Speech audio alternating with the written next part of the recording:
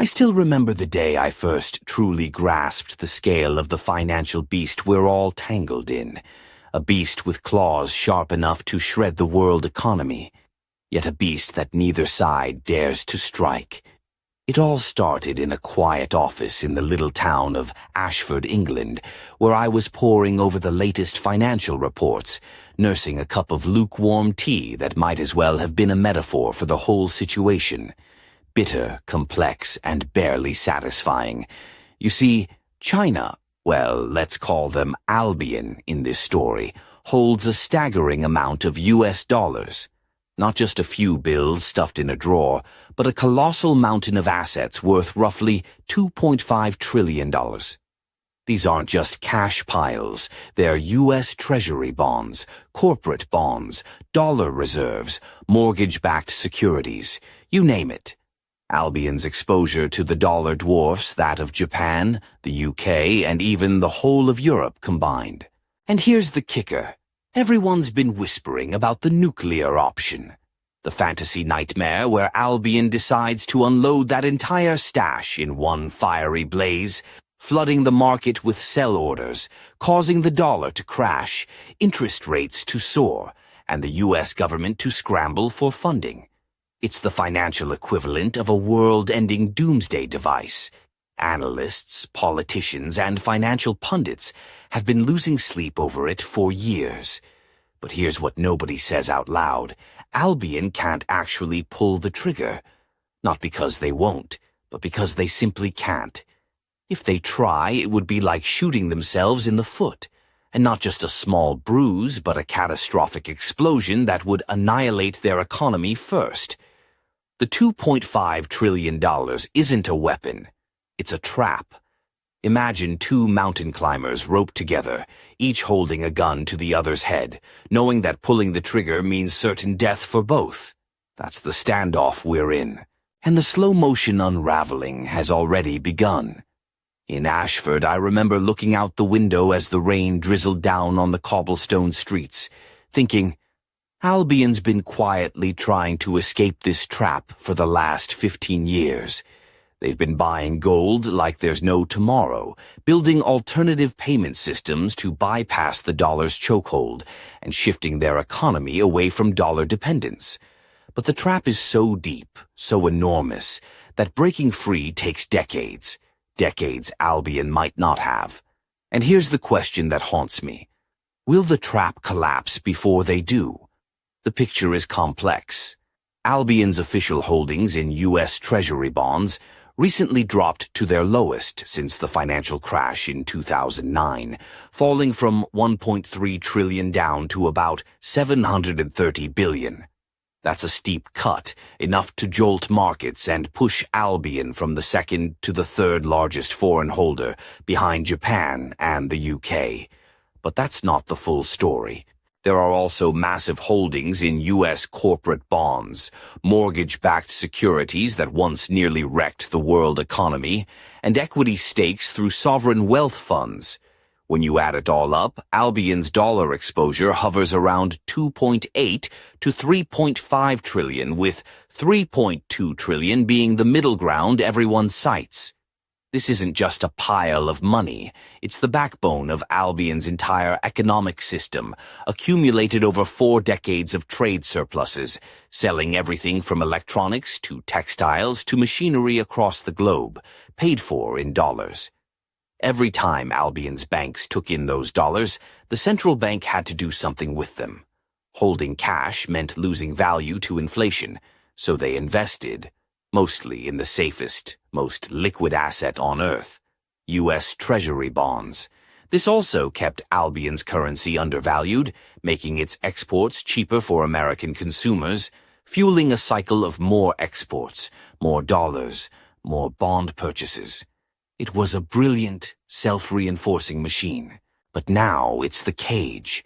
And yet the political class loves to fantasize about the what-if moment. What if Albion just dumped it all? The truth is, the fallout would be catastrophic for both sides, but Albion's economy would self-destruct faster than the U.S. could even blink.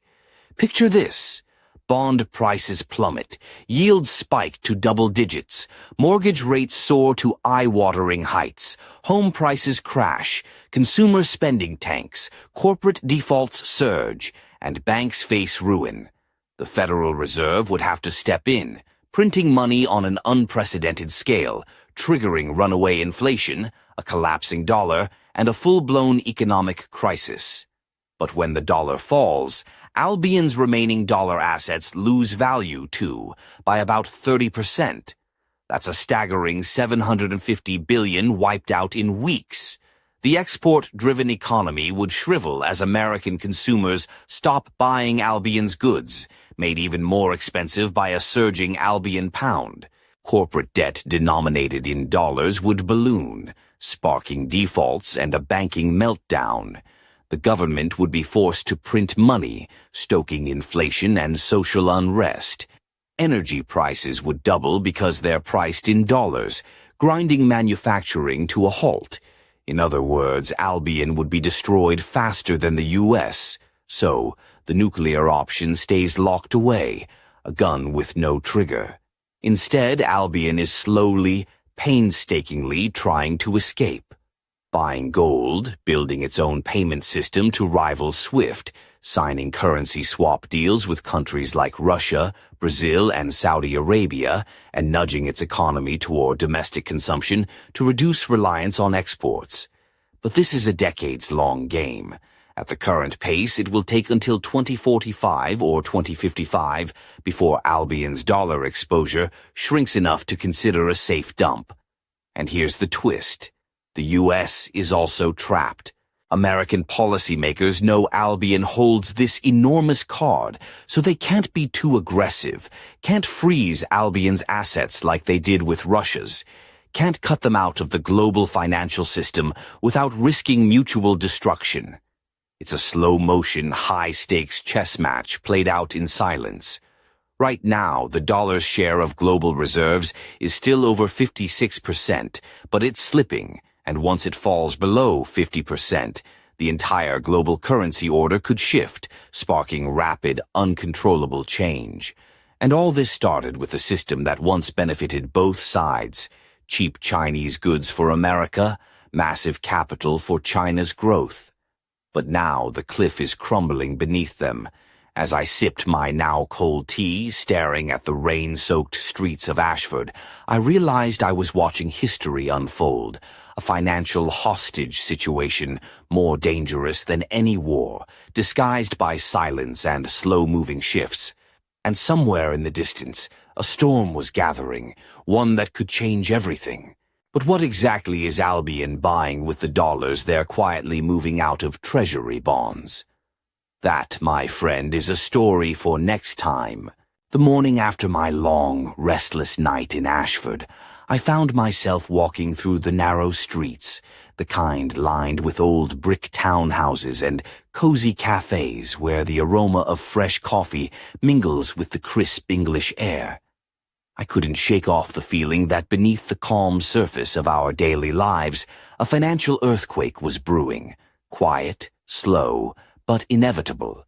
I was thinking about Albion's slow escape plan, that painstaking shift away from the dollar. One key piece of that puzzle was gold, not just the shiny bars locked away in vaults, but a strategic fortress Albion was quietly building. Officially, their gold reserves had tripled over the past decade, from a modest 600 tons to more than 2,300 tons. But insiders whispered the real figure was closer to 5,000 or even 6,000 tons.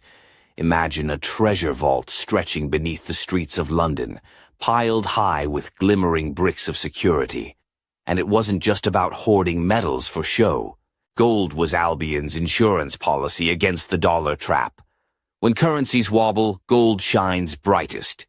It's the ancient safeguard, the ultimate safe haven. While the dollar danced on a tightrope, Albion quietly stacked its chips on the table, betting on a time when the dollar's grip would loosen. But gold alone wouldn't be enough. Albion's real game-changer was their alternative payment system, the cross-channel interbank payment system, or CCIPS for short. Think of it as Albion's answer to SWIFT, the global messaging system that handles trillions of dollars in cross-border payments every day. The problem with SWIFT? It's dollar-dominated, and the U.S. holds the keys. If things ever got hostile, SWIFT could lock Albion out faster than you can say financial meltdown. CCAPS, launched in 2015, was Albion's secret weapon to bypass that chokehold. It allowed banks in Albion and partner countries to settle transactions directly in Albion's currency, the Albion pound, without touching the dollar. By 2025, CCIPS was processing about $10 trillion annually. That's still a fraction of SWIFT's massive $100 trillion, but it was growing fast, around 30% a year, and that compound growth isn't something to sneeze at. The system was like a financial underground railway, quietly connecting Albion with Russia, Brazil, Saudi Arabia, and dozens of others through bilateral currency swap agreements. These deals allowed direct exchange of local currencies without converting through dollars, creating a web of trade routes that sidestepped the greenback's dominance. I pictured it like a secret club with a velvet rope blocking out the dollar's influence. But the club was exclusive, and gaining entry required trust, stability, and mutual benefit. Not everyone was ready to abandon the dollar just yet. Then there was the internal transformation Albion was pushing, shifting their economy from export-driven to consumption-driven. Since 2013, government policy had aimed to lift domestic spending from 38% to 60% of GDP over the coming decades. At first glance, it sounded like a noble goal, getting Albion's people to buy more of their own products, fueling a self-sustaining engine rather than relying on the fickle foreign demand. Walking past a small bakery in Ashford, I thought about the irony. Albion's factories had long churned out goods for American consumers, but now the government wanted its citizens to spend more on local wares. It was a tough balancing act. Wages had to rise to boost spending power, but that also meant products got more expensive, pushing factories to look for cheaper labor overseas in places like Vietnam or Bangladesh. The trade surplus, which once peaked at $320 billion annually, had shrunk to about $200 billion by 2025. This slowdown in surplus meant fewer new dollars flowing in, which seemed like progress. But Albion still sat on that colossal $3.2 trillion pile accumulated over decades. It wasn't enough to stop just earning fewer dollars. They had to actively reduce what they already held without triggering a market panic. And that's the catch. The trap doesn't loosen just because the faucet slows. The existing mountain of exposure remained a ticking time bomb that could explode if mishandled. As I passed a row of red phone booths, I couldn't help but chuckle. It felt almost absurd. Here we were, in a quaint English town, wrapped in centuries of history, while half the globe was caught in this invisible financial bind that could topple governments and reshape economies. If only those red phone boxes could dial up some answers. But beneath the humor, a darker thought settled in. Albion's slow escape might buy time, but the clock was ticking.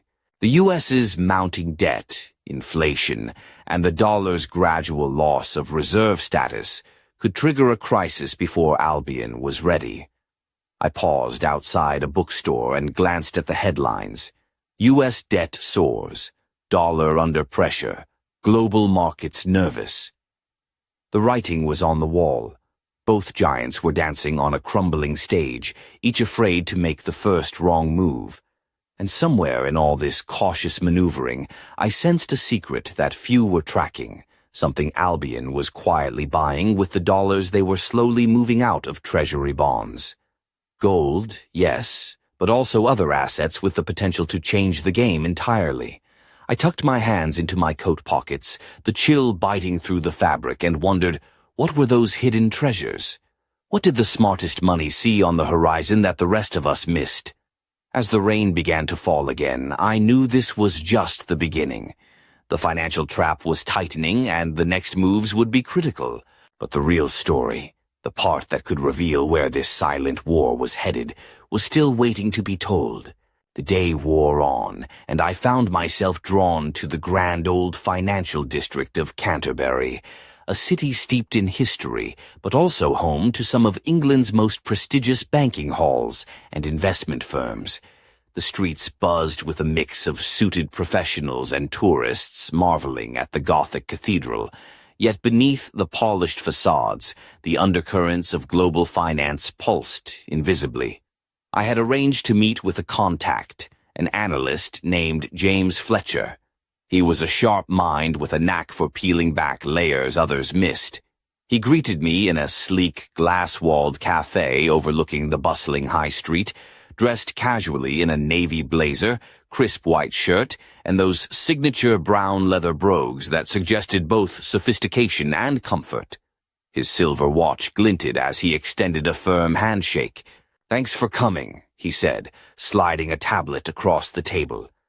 "I've been digging into what Albion's been quietly buying with those dollars they're offloading from treasuries.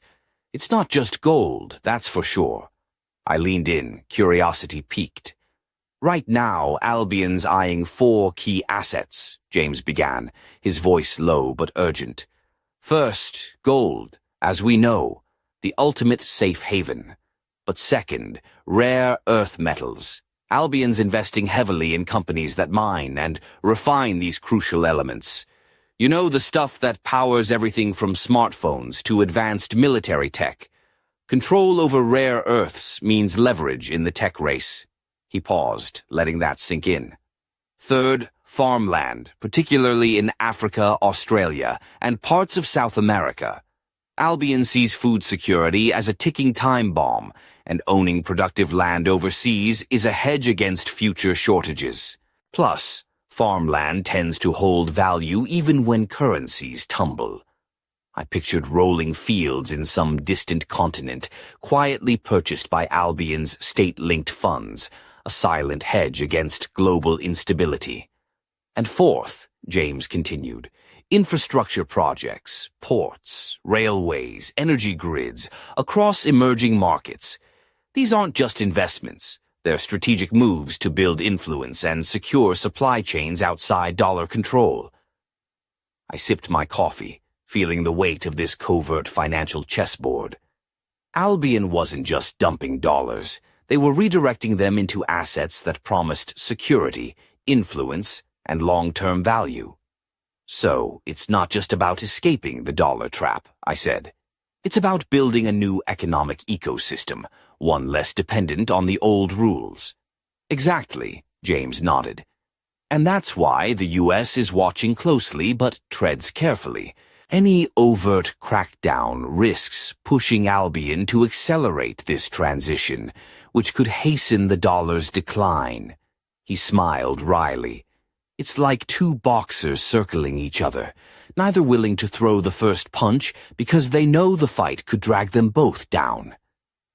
I glanced around the cafe, imagining the world's economies as fighters in a ring, gloves on but cautious, each aware of the other's hidden strengths and weaknesses. James leaned back, his eyes narrowing. "But here's the twist nobody's talking about. Albion's internal consumption push is causing a subtle but serious problem. Rising wages make exports less competitive. Factories are moving to cheaper countries, but that shift creates political pressure at home. People want jobs, and when factories close, unrest grows." He tapped the tablet, bringing up graphs showing rising unemployment pockets and social tensions in industrial regions. "It's a delicate balancing act," he said. "If Albion pushes too hard on internal consumption and job creation, they risk slowing the economy and losing export dollars faster. If they don't, social unrest could boil over, threatening stability." I couldn't help but think of the woman I saw earlier that day in Ashford's Market Square. Mid-30s, sharp eyes framed by dark curls, dressed in a fitted leather jacket with a hint of lace peeking out, her confident stride masking the weight of uncertainty. She seemed like someone who understood the world's complexities without needing them explained. James's voice cut through my thoughts. And then there's the U.S. side. The debt is ballooning, nearly $300 billion added every year. Interest payments alone are approaching $750 billion, squeezing budgets like a vice. The Federal Reserve can print money, but inflation lingers stubbornly. The dollar's reserve status is eroding, not because of Albion's actions, but because of structural problems at home. I shook my head. So both sides are trapped in a slow-motion crisis. Neither can act aggressively without triggering disaster. Precisely, and that's why the financial media keeps spinning stories about trade wars and sanctions. But behind the scenes, it's a tense stalemate.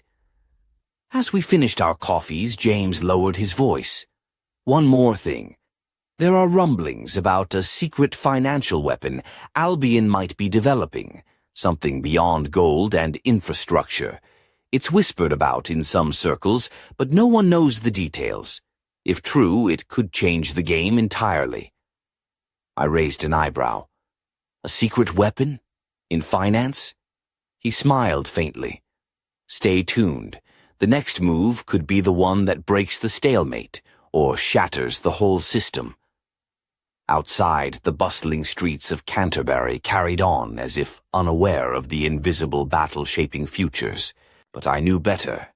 The trap was tightening, the clock ticking, and the next chapter was already unfolding, just beneath the surface, waiting to erupt. The sun was dipping low behind the spires of Canterbury Cathedral when I stepped out of the cafe, the weight of James's words settling over me like the evening chill. A secret financial weapon, something beyond gold and infrastructure, lurking in the shadows of this colossal standoff. My mind raced, trying to piece together what it could mean. I decided to take a detour through the cobbled lanes, where medieval charm met modern life in unexpected ways. There, tucked between a vintage bookshop and a boutique selling hand-stitched leather gloves, was a small gallery hosting an exhibit on British industrial innovation. The juxtaposition struck me, centuries of invention and reinvention, a fitting backdrop for the story unfolding on a much grander scale.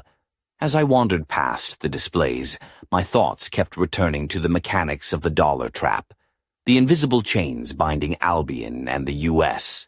I thought about the delicate dance Albion was performing, slowly selling off treasuries, building alternative payment systems, buying gold and rare metals, and yet never daring to pull the trigger that would destroy them both. But what if the secret weapon James mentioned was more than just another asset or system? What if Albion was developing a financial instrument so sophisticated, so cutting-edge, it could shift the balance without triggering collapse? I pulled my coat tighter as the evening breeze whispered through the narrow streets. The idea was tantalizing and terrifying, a financial scalpel instead of a sledgehammer. Later that night, back in my flat overlooking the Thames, I sat by the window with a notebook, sketching out the tangled web of debts, currencies, and assets. The numbers were staggering, trillions of pounds tied up in a fragile equilibrium, balanced on the edge of chaos. I thought about the people behind these figures, not just faceless policymakers or distant bankers, but real individuals whose lives were intertwined with this global drama. There was Eleanor, for instance, a senior trader at a London investment firm. She was known for her impeccable style, tailored navy suit, silk blouse with a subtle sheen, and a delicate silver necklace that caught the light whenever she spoke. Her sharp, emerald eyes missed nothing, and her confident smile masked the pressure of navigating a market teetering on uncertainty. Eleanor often joked that her job was like walking a tightrope over a pit of hungry wolves. One wrong step, and the whole market could unravel. But beneath the humor was a deep understanding of the stakes. Then there was Michael, a middle-aged economist based in Manchester, who spent his days analyzing shifts in global trade and currency flows. His casual attire, wool sweater, faded jeans, and worn leather boots belied a mind constantly racing through scenarios and forecasts. Michael had recently warned that unless the U.S. managed its debt and inflation more aggressively, the dollar's reserve status could erode faster than anyone expected. He'd expressed concern that the gradual decline might suddenly accelerate, triggering panic among investors worldwide. As I pictured Eleanor and Michael, I realized they were part of a vast network of professionals, trying to read the subtle signals and prepare for whatever came next. Their lives were anything but ordinary, intertwined with a financial system both fragile and vast. But back to the secret weapon. Over the past months, whispers had circulated about Albion investing heavily in cutting-edge technology. Quantum computing, AI-driven trading algorithms, and blockchain-based financial platforms. These innovations promised unprecedented speed and security in transactions, potentially allowing Albion to bypass traditional market vulnerabilities. Imagine a system that could execute massive trades invisibly, spreading out sales to avoid market shocks, or creating synthetic assets to hedge exposure without triggering price collapses. It was the financial equivalent of a stealth bomber, silent, precise, and devastating if deployed. Yet, as with any weapon, the question was control. Could such technology be managed responsibly, or would it spiral into chaos? I closed my notebook, the pages filled with scribbles and half-formed ideas. The stakes were enormous. The financial trap wasn't just a numbers game. It was a story of power, innovation, and survival. Outside, the city lights twinkled like distant stars, each one a beacon in this unfolding drama. And somewhere in the depths of Albion's vaults and data centers, the secret weapon was taking shape, waiting for the moment to reveal itself. But would that moment bring salvation or destruction? The answer, it seemed, was coming faster than anyone expected. The next morning, I found myself wandering through the bustling streets of Cambridge, a city where centuries of academic brilliance met cutting-edge innovation. The air was crisp with early autumn, and students hustled between lecture halls, their chatter weaving through the historic courtyards like a lively symphony. It was the kind of place where ideas festered and flourished, perfect for uncovering the secrets behind Albion's financial maneuvers. I headed to a small, tucked-away cafe near the river, known for attracting economists and tech entrepreneurs alike. There, waiting with a knowing smile, was Dr. Sarah Langley, a cryptography expert who had recently advised several financial institutions on blockchain technology and AI-driven security systems. Sarah was striking in a subtle way, her auburn hair pulled back into a neat bun, glasses perched on her nose, and a tailored emerald green dress that hinted at both intellect and elegance. She sipped her black coffee as I settled opposite her. "So," I began, "tell me what you make of Albion's secret weapon." Sarah's eyes sparkled with a mix of excitement and caution. "It's less a weapon and more a new frontier. They're investing heavily in quantum computing, which, as you know, could revolutionize encryption and transaction speeds. Combine that with AI algorithms capable of analyzing market data in nanoseconds, and you have a system that can predict and react to market movements before anyone else even knows they're happening." I raised an eyebrow. "Are we talking about high-frequency trading on steroids?" "Exactly," she nodded. "But it's more than that. With blockchain integration, transactions can be made with unprecedented transparency and security, yet remain decentralized enough to resist interference. Imagine Albion being able to execute massive dollar asset sales in tiny, imperceptible fragments globally, avoiding the market shocks that would normally follow." I leaned in, intrigued. "So they could slowly unwind their dollar exposure without triggering a collapse?" "That's the theory," Sarah said cautiously, "but it's untested at this scale. Plus, quantum computing introduces new risks. Once the technology is widespread, current encryption methods could become obsolete overnight. It's a race between building the technology and protecting against its vulnerabilities. The conversation turned to geopolitics. Sarah pointed out that this technological edge could give Albion leverage beyond mere economics, control over critical data flows, influence in global finance, and even a form of digital deterrence. It's like a silent threat, she said. Not bombs or missiles, but the power to disrupt economies at a keystroke. I thought about the delicate balance we'd discussed. The mutual assured destruction of dumping trillions in dollar assets. This new frontier could provide a way out, or a path to catastrophe. And what about the U.S. response? I asked. Sarah smiled wryly. They're aware and racing to develop their own capabilities.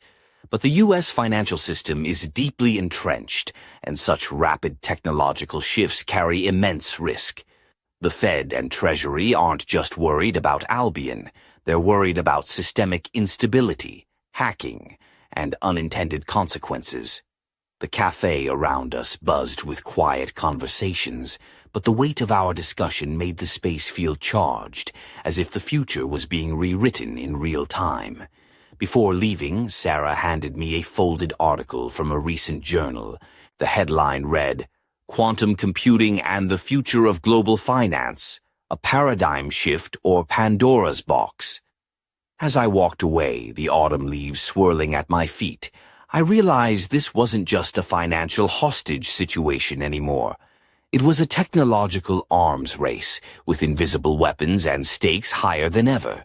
The trap was evolving, and so was the game. The late afternoon sun cast long shadows over the winding streets of Bristol as I made my way toward a quiet riverside pub tucked away from the tourist trails. The kind of place where local traders and analysts gathered after hours to unwind, swap stories, and sometimes share secrets that never made it into the headlines. Inside, the warm amber glow of vintage lamps softened the worn wooden beams overhead. The scent of aged oak mingled with the faint aroma of hops and roasted coffee. At a corner table sat Daniel, a hedge fund manager with a reputation for seeing around corners most others missed.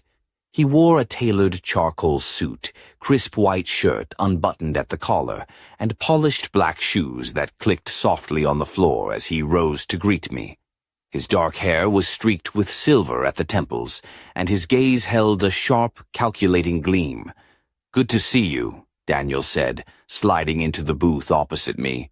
"You asked about Albion's moves beyond the obvious. Let's just say they're playing a long game, but it's full of twists." I pulled out my notebook. "Tell me." Daniel leaned back, fingers steepled. "First, you have to understand that Albion's dollar holdings aren't just financial assets. They're geopolitical chess pieces. Every bond, every corporate stake, every dollar reserve is a lever, a potential weapon, but one tethered to their own survival."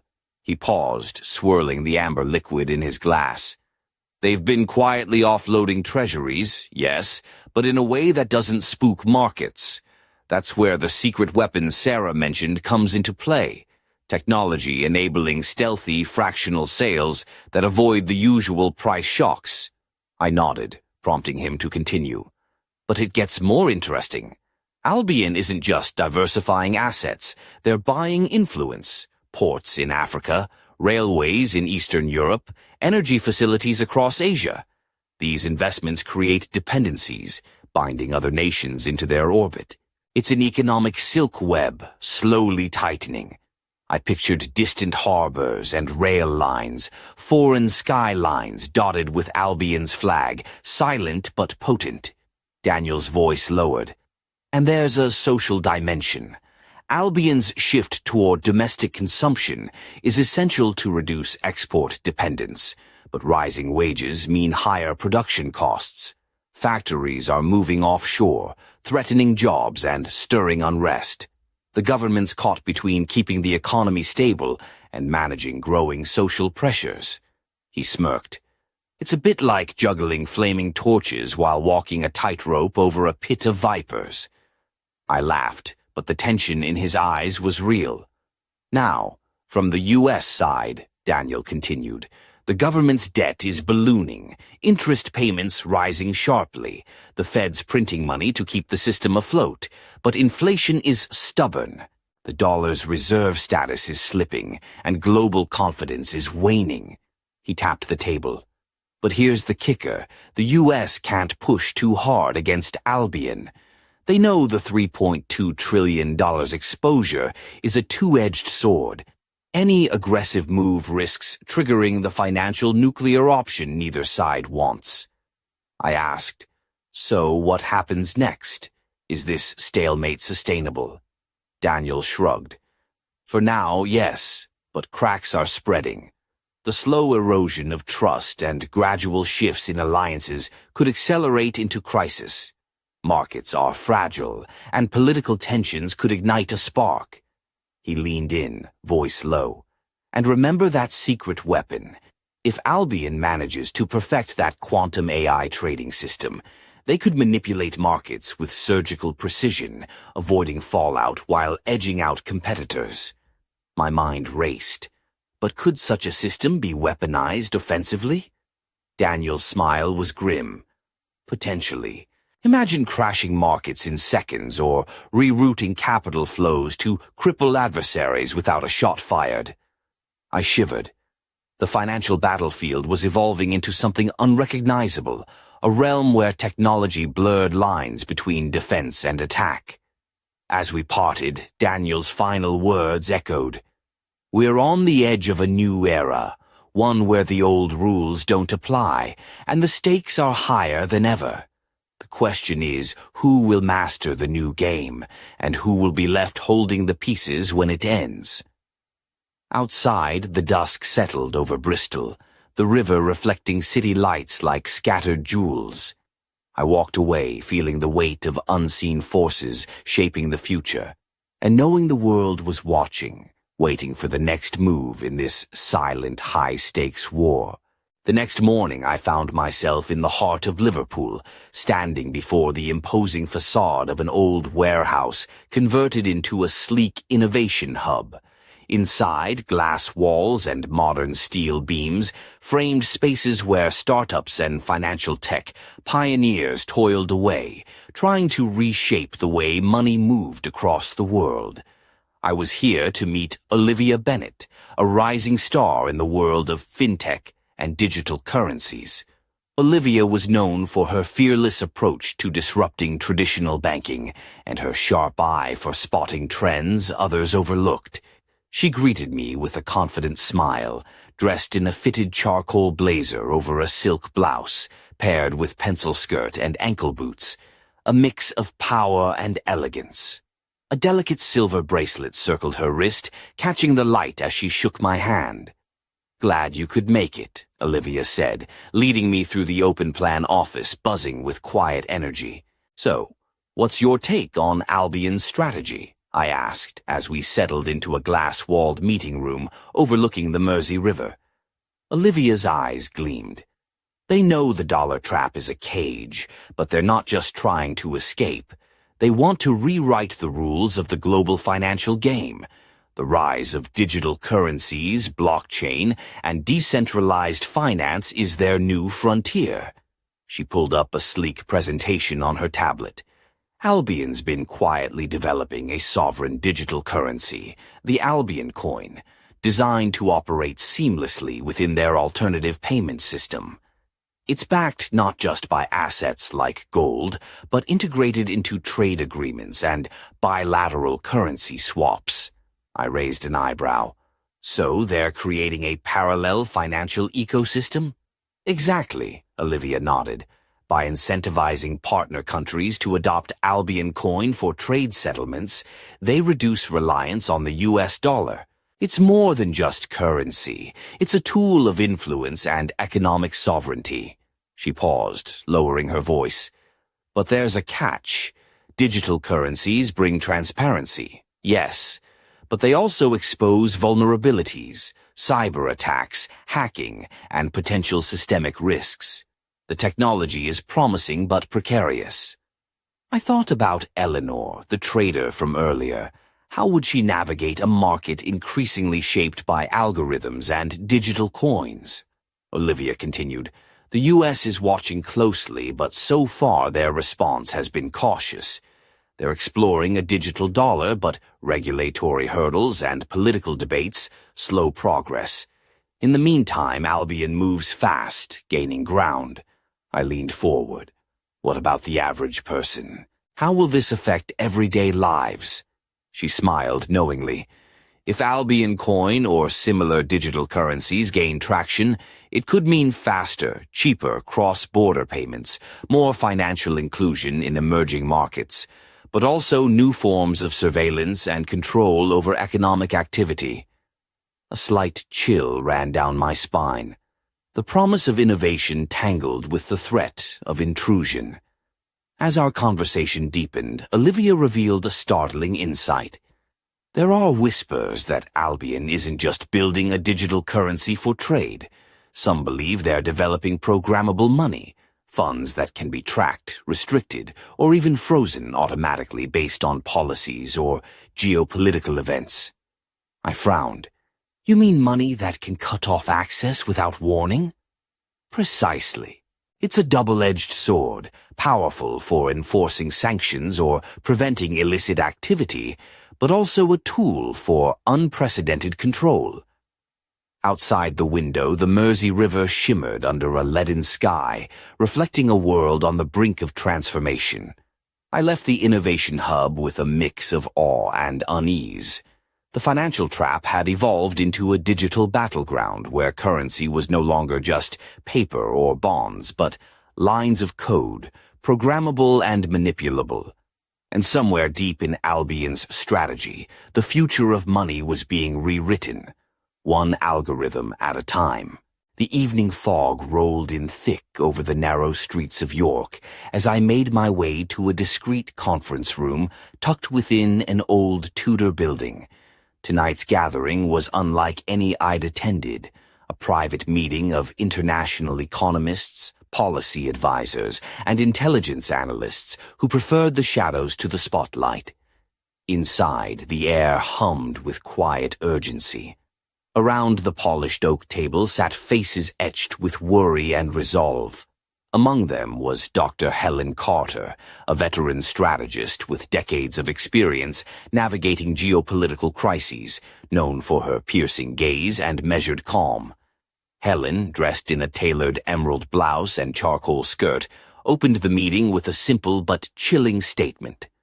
We are witnessing the slow unraveling of a financial system that has defined global relations for over 40 years. The dollar trap is not just a theory, it's a reality, and it's tightening. She outlined the stakes. Albion's $3.2 trillion exposure, the U.S.'s mounting national debt, inflationary pressures, and the fragile reserve currency status of the dollar.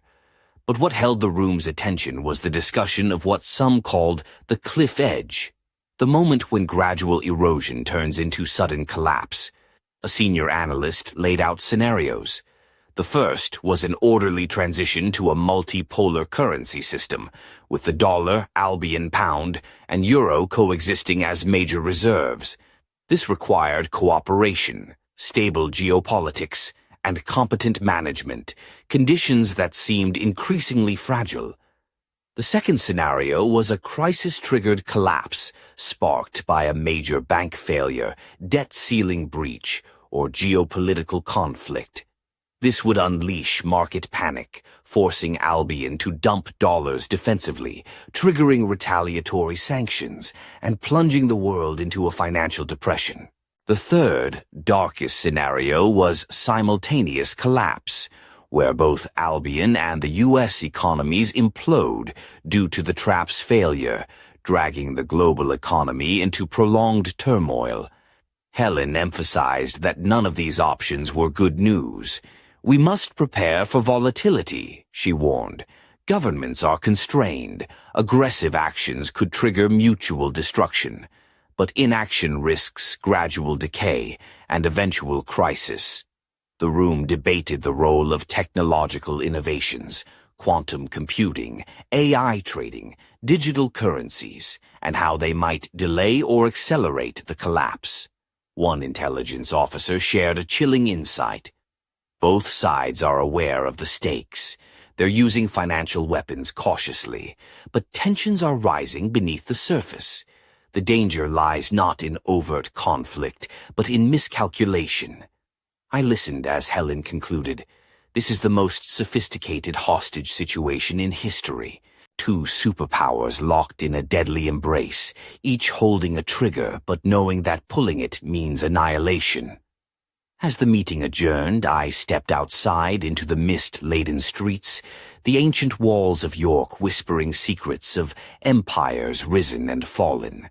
History, it seemed, was repeating itself in new, insidious ways. The question lingering in the cold night air was clear. Would the world manage an orderly transition, or was the financial cliff edge looming closer than anyone dared admit?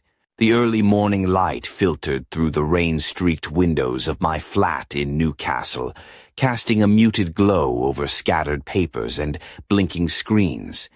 The weight of everything I'd uncovered pressed heavily on me. The trap, the slow unraveling, the secret weapons, the looming cliff edge. I knew I had to dig deeper to understand not just the mechanics, but the human stories woven into this silent crisis. I reached out to Emily Dawson, a journalist based in Edinburgh known for her fearless investigations into international finance and geopolitics. We met at a quiet cafe overlooking the Firth of Forth, where the chill air mingled with the scent of freshly brewed coffee. Emily was a striking figure, late 30s, sharp features softened by a warm smile.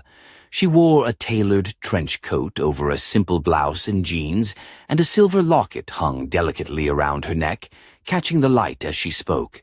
"I've been following Albion's slow dance with the dollar trap for years," she said, stirring her coffee thoughtfully. "What most people don't see is the human cost beneath the headlines." She shared stories from Albion's industrial heartlands, communities where factories had shuttered as production moved overseas, where rising wages had priced local goods out of global markets, and where social unrest simmered beneath polite facades. "There's a woman I interviewed last year," Emily said quietly. "Her name's Claire. She used to work in a textile mill in Leeds, now closed. She's retraining for a service job but worries about the future. It's a tough transition and many feel left behind."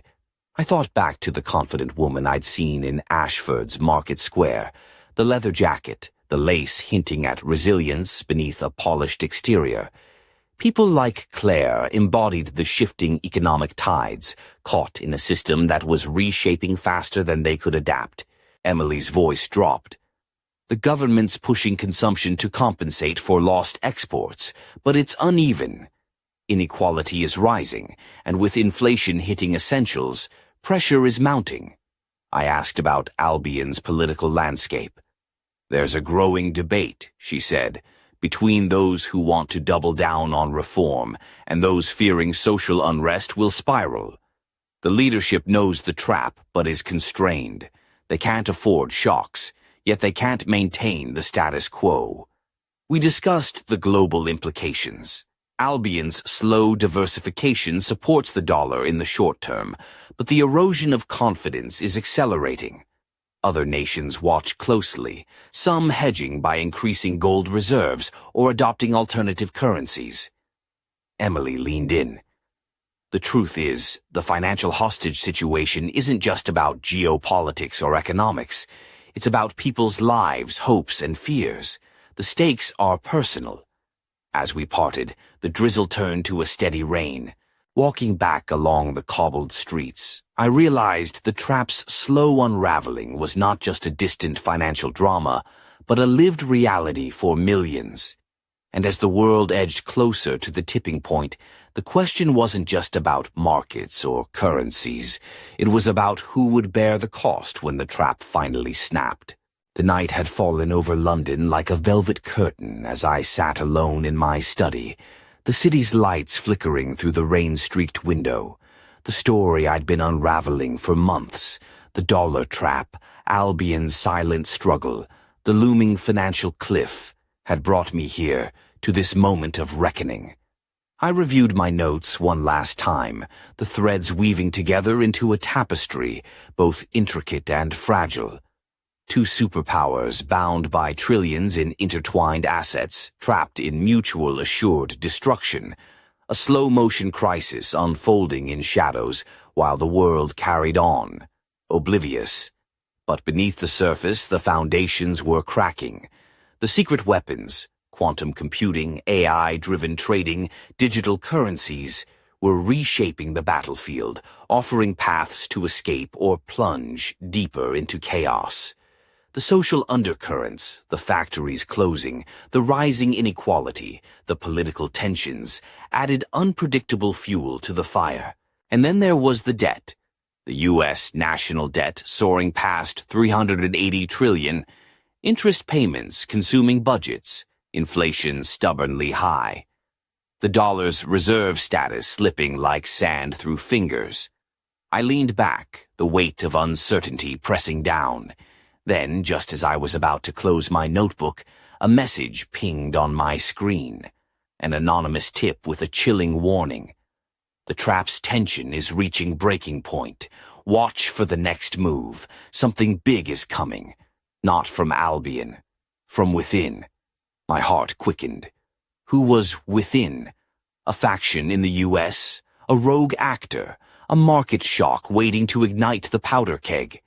The night deepened, shadows lengthening like the unknown threats ahead. The financial hostage situation, the most sophisticated, dangerous standoff in history, was no longer just a theory.